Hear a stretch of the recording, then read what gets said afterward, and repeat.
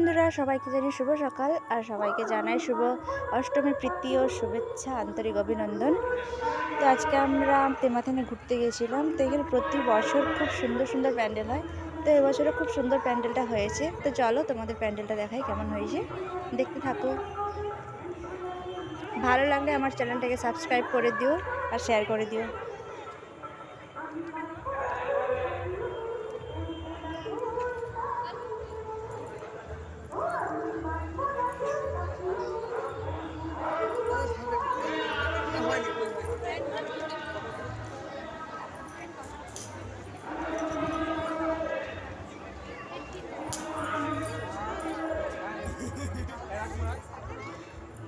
আর ঠাকুরটাও খুব সুন্দর হয়েছে। আর ওপরে যে কাজটা আছে পুরো শাঁকা দিয়ে কাজ করেছে, মানে শাঁকাগুলো ঝোলানো আছে, খুব সুন্দর কাজ করেছে এগুলো।